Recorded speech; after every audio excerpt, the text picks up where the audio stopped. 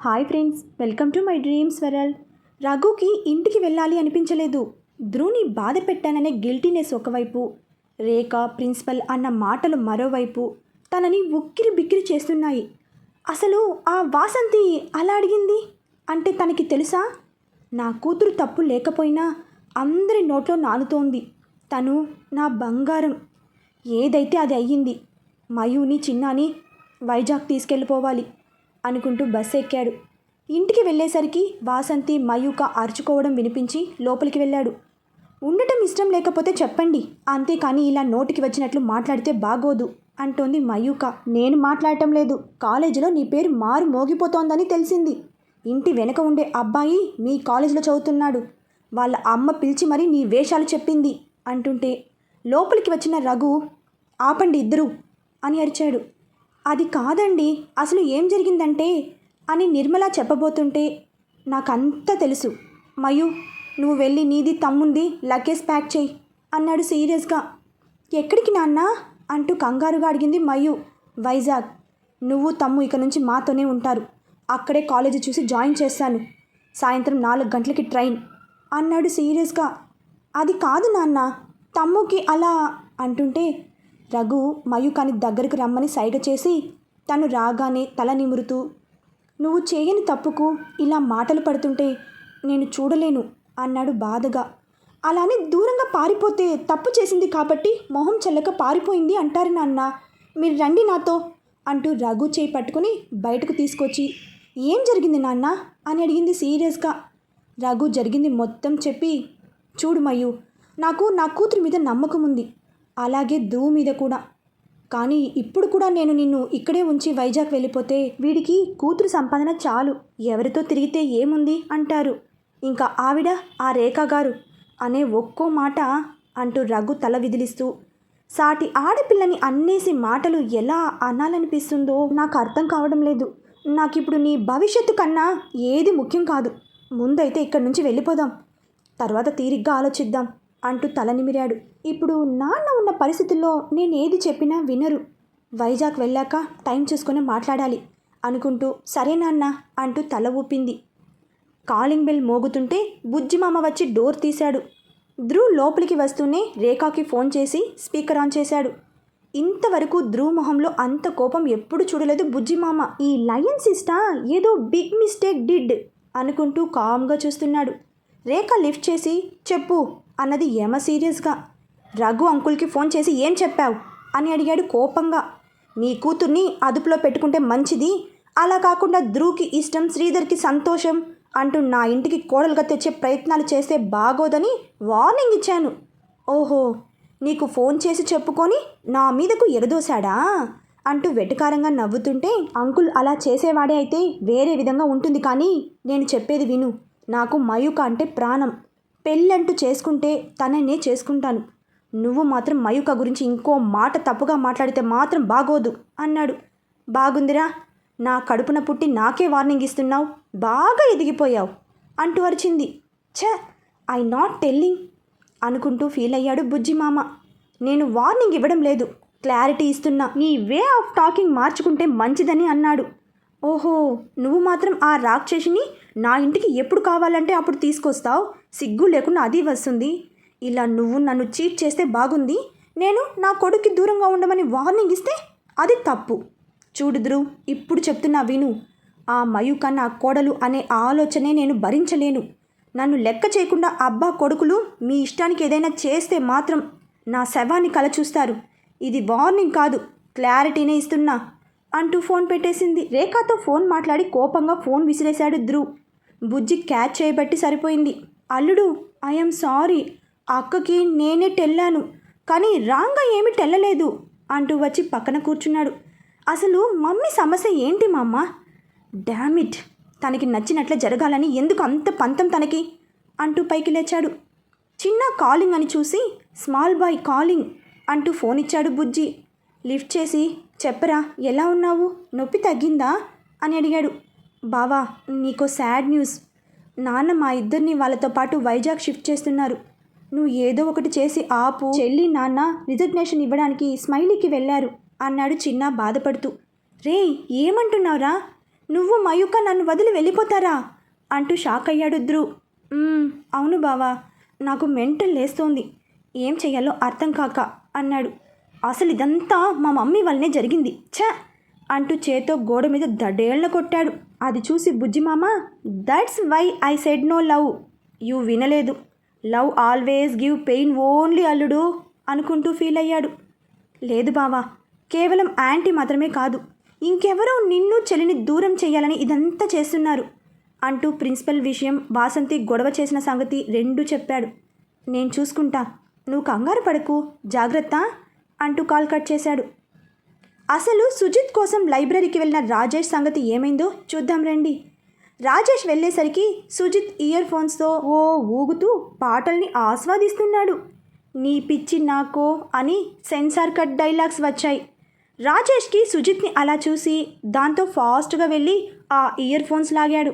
రేయ్ వచ్చావా అంటూ హైఫై ఇస్తుంటే, ఆగు, అక్కడ అంత పెద్ద విషయం జరుగుతుంటే నువ్వు ఇక్కడ మ్యూజిక్ వింటూ ఎంజాయ్ చేస్తావా? మయూక క్యారెక్టర్ గురించి ఎవరో తప్పుగా మాట్లాడుతున్నారు. చిన్నాని చావగొట్టి చింతకాయ పచ్చడి చేశారు. నువ్వు వచ్చి వాళ్ళని కొట్టి మయూక దృష్టిలో హీరో అయిపోదు గాని పదా అంటూ చేయి పుచ్చుకుని లాక్కెళ్ళాడు. ఆగరా, ఆగు అంటూ చేయి విదిలించి, ఇలా హీరో అవ్వు అంటావు నువ్వు, కానీ నేను తన దృష్టిలో జీరో అయ్యాను, బిగ్ జీరో అంటూ గాల్లో సర్కిల్ డ్రా చేశాడు సుజిత్. ఇప్పుడు ఏమైంది అని అడిగాడు రాజేష్. తనని అలా హర్ట్ చేయమని నేనే చెప్పాను, వాళ్ళని నేనే పంపించాను అంటూ అసలు విషయం చెప్పాడు సుజిత్. అది విని రాజేష్ ఆశ్చర్యంగా అసహ్యంగా చూశాడు. అసలు మైండ్ పనిచేస్తుందా అంటూ కాలర్ పట్టుకుని లాగాడు. పని చేస్తోంది కాబట్టే ఇలా ప్లాన్ చేశాను అంటూ చేతులు విదిలించాడు. అసలు నీకేమైంది సుజిత్? ఆడపిల్లని అందరి ముందు అంతలా అవమానిస్తావా? అది కూడా తన క్యారెక్టర్ మీద నింద వేసి. ఛీ అంటూ అసహ్యంగా చూస్తూ, నువ్వు ఫ్రెండ్ అని చెప్పుకోవడానికి సిగ్గుపడుతున్నా, అంతేకాదు ఈ విషయం మయూకాకి తెలిస్తే నీ మొహం కూడా చూడదు. ఇంకా ధ్రువ్ తనైతే నిన్ను చంపి పాతేస్తాడు అని తిట్టి ఫాస్ట్గా వెళ్ళేసరికి ధ్రువ్, ప్రిన్సిపల్ ఇద్దరూ వాదించుకోవడం చూశాడు. ఆ తర్వాత రేవతి ఆంటీకి ఫోన్ చేసి విషయం పోస్ట్ చేశాడు. రేవతి రియాక్షన్ తర్వాత చూద్దాం. ఇక్కడ స్మైలీలో భార్గవి ముందు రిజగ్నేషన్ లెటర్తో కూర్చున్నారు రఘు, మయూక. ఏంటండి ఇది? అసలు ఏం జరిగిందని తన చేత కాలేజీ, జాబ్ రెండూ మాన్పించి మరీ తీసుకెళ్తున్నారు అని అడిగింది సీరియస్గా. కొన్ని పర్సనల్ ప్రాబ్లమ్స్ వలన అంటూ చిన్నగా చెప్పాడు రఘు. పర్సనల్ ప్రాబ్లమ్స్ ఉంటే కొన్ని రోజులు లీవ్ తీసుకోవాలి, అంతేకాని జాబ్ మానేయకూడదు. అది కాక కాలేజీ కూడా మాన్పిస్తున్నారంటే విషయం ఇంకేదో ఉంది. మయూక అంటే నాకు చాలా అభిమానం. ఇఫ్ యూ డోంట్ మైండ్ ఏం జరిగిందో చెప్పండి ప్లీజ్ అని అడిగింది. అమ్మో, ఇప్పుడు ఈవిడికి ధ్రువ్ గురించి తెలిస్తే ఇంకేమైనా ఉందా? అసలు తన తప్పు లేదు, నేను వెళ్ళిపోతున్నానని ఈ పాటికి తెలిసే ఉంటుంది. ఎంత బాధపడుతున్నాడో నా సైక్ అని లోపల తెగ ఫీల్ అయిపోతోంది పీకాక్ గర్ల్. మా ఫ్రెండ్ వాళ్ళ అబ్బాయి ఉన్నాడు, చాలా మంచివాడు. అలాంటివాడు భర్తగా రావాలంటే ఆ అదృష్టం ఉండాలి. తనకి మయూక అంటే ఇష్టం, అది కొందరికి నచ్చలేదు. అందుకే మా అమ్మాయి ఇబ్బంది పడకూడదని అంటూ ఆగాడు. ధ్రువ్ గురించేనా మీరు చెప్పేది అంటూ సూటిగా అడిగింది. అవును. మా ధ్రువ్ మీకెలా తెలుసు అని అడిగాడు ఆశ్చర్యంగా. చెప్పా కదండి, నాకు మయూక అంటే అభిమానమని. తనకి సంబంధించిన ప్రతి విషయం నేను తెలుసుకుంటూనే ఉన్నా. ఎవరికో భయపడి మీరు అనవసరంగా మీ పిల్లల భవిష్యత్తుని రిస్క్లో పెడుతున్నారు. నా మాట విని మీరు మళ్ళీ ఆలోచించండి. తొందర ఏమీ లేదు. అప్పటిదాకా మయూక లీవ్లో ఉంటుంది అంటూ రిజగ్నేషన్ చింపి డస్ట్బిన్లో వేసింది. ధ్రువ్ స్మైలీకి ఎంటర్ అవుతూనే భార్గవి ఛాంబర్లోకి దూసుకెళ్లాడు. ఎప్పుడు వచ్చినా రిసెప్షన్లో అడిగి వెయిట్ చేసి మరీ వెళ్ళేవాడు. ఈసారి అంత స్పీడ్గా వెళ్ళడం చూసి రిసెప్షనిస్ట్ షాక్ అయ్యింది. పర్మిషన్ కూడా అడగకుండా లోపలికి వచ్చిన ధ్రువ్ని చూసి భార్గవికి కోపం వచ్చింది. అంకుల్, నేను మయూకతో కొంచెం మాట్లాడాలి అన్నాడు రఘు వైపు చూస్తూ. అసలు నీ వల్ల కదూ తను అటు కాలేజీ ఇటు జాబ్ రెండు వదిలేసి వెళ్ళిపోతోంది, ఇంకేం మాట్లాడతావు అని అడిగింది భార్గవి. అంకుల్, నేను మీతో మాట్లాడుతున్నా అన్నాడు. మయూ వెళ్ళు అన్నాడు నెమ్మదిగా రఘు. మయూక లేచి బయటకు వస్తుంటే, ధ్రువ్ నువ్వు ఇంకెప్పుడు తనని కలవద్దు, ఇదే లాస్ట్ టైం అన్నాడు. ధ్రువ్ మయూకానే చూస్తూ వెనకే నడిచాడు. ఇంత జరిగినా మళ్ళీ తనతో ఎందుకు పంపుతున్నారు మీరు అని అడిగింది సీరియస్గా. మయూక ఇంతవరకు తన ప్రపోజల్ ఒప్పుకోలేదు, ఇప్పుడు రిజెక్ట్ చేస్తుంది అన్నాడు డల్గా. అది విని భార్గవి ఆనందపడాలో బాధపడాలో అర్థం కాక అలాగే ఉండిపోయింది. రిసెప్షన్ దగ్గర ఆగి, ఇక్కడే చెప్పు, ఏం మాట్లాడతావు అని అడిగింది తన వైపు చూడకుండా. నేనిప్పుడు స్మైలీ కస్టమర్గా రాలేదు, నీ లవర్గా వచ్చాను, పద అంటూ చేయి పట్టుకుని బరబరా తీసుకెళ్ళి కారు ఎక్కించాడు. సైక్, ప్లీజ్ నన్ను వదిలి వెళ్ళొద్దని రిక్వెస్ట్ మాత్రం చేయకు, నేను తట్టుకోలేను అంటూ లోపలే తల్లడిల్లుతుంటే, చెప్పు ఎందుకు వెళ్ళిపోతున్నావు అని అడిగాడు సీరియస్గా. నాన్న కోసం. మరి నా కోసం అంటూ వాయిస్ పెంచాడు. మయూక తన వైపు చూడకుండా, నీ కోసం ఏం చేయమంటావు అనగానే, నా వైపు చూడు అంటూ తన మొహాన్ని తన వైపు తిప్పాడు. ధ్రువ్ కళ్ళలో ప్రేమ, తను దూరం అవుతుందనే బాధ రెండూ కనపడుతున్నాయి. వెంటనే చూపు తిప్పేసి, నేను వెళ్తాను, ట్రైన్ టైం అవుతోంది అంటూ డోర్ ఓపెన్ చేయబోతుంటే, చెర్రీ ఇటు చూడు, నా వైపు చూసి చెప్పు, నన్ను వదిలి ఉండగలనని అంటూ చాలా ఎమోషనల్గా అడుగుతుంటే, మయూక ఇంకా ఆగలేక ధ్రువ్ని హక్ చేసుకుని ఏడ్చేసింది. ధ్రువ్ కూడా తనని హక్ చేసుకుని, నాకు తెలుసు చెర్రీ, నేను లవ్లో పడిన రోజే నువ్వు నన్ను లవ్ చేయడం మొదలుపెట్టావు. నువ్వు వేరు, నేను వేరు కాదు, మన ఇద్దరి ఊపిరి ఒక్కటే అంటూ నుదుటిన ముద్దు పెట్టాడు. మయూక తనని వదిలి వెళ్తుంటే, ఆగవే అంటూ గట్టిగా హక్ చేసుకుని లిప్స్ అందుకున్నాడు. 5 నిమిషాల తర్వాత మయూక ధ్రువ్ చెంప చల్లుమనిపించి కారు దిగి ఫాస్ట్గా వెళ్ళిపోయింది. సారీరా, ఇలా చేయడం తప్పే, కానీ చేయక తప్పలేదు అనుకుంటూ కారు స్టార్ట్ చేసి వెళ్ళిపోయాడు. మయూక పరిగెత్తుకుంటూ వాష్రూమ్కి వెళ్ళి గబగబా ఫేస్ వాష్ చేసుకుని రఘు దగ్గరకు వెళ్ళి, వెళ్దాం పదండి నాన్న అన్నది. భార్గవికి అర్థమైంది మయూక బాగా ఏడ్చేసి అది కవర్ చేయడానికి ఫేస్ వాష్ చేసుకుందని. రఘు పైకి లేచి, థ్యాంక్ యూ మేడం అనేసి వెళ్ళిపోయాడు. మయూకకి అంతకంతకు కంగారు పెరిగిపోతోంది. చేతులు చల్లబడుతుంటే నడవలేకపోతోంది. ఏమైంది బంగారం అంటూ తన చేయి పట్టుకున్నాడు రఘు కంగారుగా. ఏం లేదు నాన్న అంటూ తన చేయి పట్టుకుని బయటకు వచ్చింది. దూరం నుంచి వీళ్ళనే చూస్తున్న ధ్రువ్ మొహంలో బాధ అంతా మాయమై పిచ్చ సంతోషంగా ఉన్నాడు. ఇప్పుడు మీరు మీ అమ్మాయిని ప్రపంచంలో ఏ మూలకైనా తీసుకెళ్ళండి, నాకు అభ్యంతరం లేదు అనుకుంటూ విజిల్ వేస్తూ ముందుకు పోనిచ్చాడు. ట్రైన్ కదిలింది. చిన్నాకి విపరీతమైన బాధ తన్నుకొస్తోంది. మయూకని చూస్తే చాలా బాధగా ఉంది. ధ్రువ్ ఎలాగైనా ఆపుతాడనుకుంటే తను రాలేదు. మెసేజ్ చేసినా రిప్లై లేదు. ఛ అనుకుంటూ కోపంగా చేతిని బర్త్కేసి కొట్టాడు. ఏమైంది చిన్న, ఎందుకు అలా బిహేవ్ చేస్తున్నావు అని అడిగాడు రఘు ఆశ్చర్యంగా. లేకపోతే ఎవరో ఏదో అన్నారని చిన్నప్పటి నుంచి పెరిగిన వాతావరణం నుంచి, ఫ్రెండ్స్ నుంచి దూరం చేస్తున్నారు. నాకు నచ్చడం లేదు నాన్న అన్నాడు మొహమంతా సీరియస్గా పెట్టి. నిర్మల వచ్చి తన తల నిమురుతూ, ముందు కొన్ని రోజులు మాతో ఉండండి చిన్న, తర్వాత తీరిగ్గా ఆలోచిద్దాం. చెల్లి ఇచ్చిన రిజగ్నేషన్ భార్గవి మేడం ఒప్పుకోలేదు అన్నది. అవునా చెల్లి అంటూ తన వైపు చూశాడు. అంటూ కామ్గా తల ఊపింది చెర్రిగాడు. అయితే మమ్మల్ని తిరిగి పంపిస్తారా అని అడిగాడు ఆనందంగా. చూద్దాం, నువ్వు ముందు రెస్ట్ తీసుకో అంటూ రఘు ఫోన్ తీసుకుని పక్కకి వెళ్ళాడు. కాలింగ్ బెల్ మోగుతుంటే, అగైన్ అల్లుడు విత్ సేమ్ డల్ ఫేస్ అనుకుంటూ డోర్ తీసిన బుజ్జి మామ షాక్ అయ్యాడు. కారణం, గాలి తీసేసిన బెలూన్ లాగా వెళ్ళిన తన అల్లుడు లార్జ్ సైజ్ బెలూన్ లాగా మొహం 1000 వోల్టేజ్ల బల్బ్ లాగా వెలిగిపోతోంది. అల్లుడు ఏమి హ్యాపెండ్ అని అడిగాడు ఆశ్చర్యంగా. నథింగ్ మామ్స్, మన ఊటీ మేనేజర్ కాల్ చేశాడు, రూమ్స్ బుక్ అయినాయన్ని అంటూ చెప్పేసరికి, then what about peacock girl అని అడిగాడు. మయూక వాళ్ళ ఫ్యామిలీతో వైజాగ్ వెళ్ళింది, మళ్ళీ వస్తుంది నా కోసం అంటూ బుజ్జిని హక్ చేసుకుని మరీ చెప్పాడు. వామ్మో, లుక్కేసి రమ్మంటే ఫైర్ వేసి రాలేదు కదా అల్లుడు అనుకున్నాడు బుజ్జి మామ. ట్విన్స్ కాలేజీ మానేశారన్న వార్త విని అందరూ ఫుల్ షాక్. ఇంకా వాళ్ళ క్లాస్మేట్స్కి అయితే ఏడుపు ఒక్కటే తక్కువ. శ్వేత, సుష్మాకి అయితే మయూక ఒకరోజు రాకపోతేనే తోచేది కాదు. ఇక కాలేజీ మానేసింది అంటుంటే ఇద్దరికి పిచ్చి లేస్తోంది. మధ్యాహ్నం ఎవరు లంచ్ కూడా చేయలేదు. సుష్మా, శ్వేత, పంకజ్ ముగ్గురు క్లాస్లో అలాగే కూర్చున్నారు డల్గా. అవునే, సందీప్ ఏడి అని అడిగింది సుష్మా. ఫోన్ మాట్లాడి వస్తానని వెళ్ళాడు అన్నది శ్వేత. సరే నువ్వు వెళ్ళి మనకి కూల్ డ్రింక్ తీసుకురా పంకజ్ అంటూ తన వైపు చూసింది సుష్మా. నే వెళ్తానే, నాకు క్యాంటీన్ వాడు డబ్బులు ఇవ్వాలి అంటూ వెళ్ళింది శ్వేత. క్యాంటీన్కి వెళ్ళే దారిలో సందీప్ ఎవరితోనో అరుస్తూ మాట్లాడటం చూసి, ఏమైంది వీడికి అనుకుంటూ వెళ్ళింది. తన భుజంపై చేయి వేయబోతూ, చూడు రిత్విక, నువ్వు ఇలా చేసావని అందరికీ చెప్పేస్తా అంటుంటే శ్వేత షాక్. సందీప్కి ఎదురుగా వెళ్ళి నిలబడింది. అంతే, సందీప్ ఫోన్ కట్ చేశాడు. దీపు నువ్వు ఆ రిత్వికతో కాంటాక్ట్లో ఉన్నావా అని అడిగింది కోపంగా. శ్వేత, నేను నీతో ఈవినింగ్ మాట్లాడతాను, ముందు పద అంటూ తన చేయి పట్టుకున్నాడు. శ్వేత చేయి విదిలించుకొని, లవ్లో సిన్సియర్గా ఉండాలని నువ్వే ఎన్నోసార్లు చెప్పావు. ఇదేనా నీ సిన్సియారిటీ? ముందు విషయం చెప్పు. అసలు దానితో ఎందుకు మాట్లాడుతున్నావు? ఏం మాట్లాడుతున్నావు అని అడిగింది కోపంగా. ఐఎమ్ సారీ శ్వేత, మనం ఫస్ట్ ఇయర్లో ఉండగా మా బావగారికి జాబ్ పోయిందని మా అక్క ఫీల్ అవుతుందని చెప్పాను, గుర్తుందా అని అడిగాడు. అయితే రిత్విక తనంతట తానే వచ్చి వాళ్ళ కంపెనీలో మా బావగారికి జాబ్ ఇప్పిస్తానని చెప్పింది. మరి ఇప్పించిందా? బట్ ఒక్క కండిషన్ పెట్టింది. ఏంటది? నువ్వు నన్ను తిట్టనంటే చెప్తాను అన్నాడు భయపడుతూ. ముందు నువ్వు చెప్పు అంటూ వాయిస్ పెంచింది. మయూక, శ్వేత బెస్ట్ ఫ్రెండ్స్ కదా, వాళ్ళిద్దరికీ సీక్రెట్స్ ఏమీ ఉండవు. అలాగే శ్వేత నీ లవర్ కాబట్టి తన ద్వారా నువ్వు అన్నీ తెలుసుకుని నాకు చెప్పాలి అన్నది.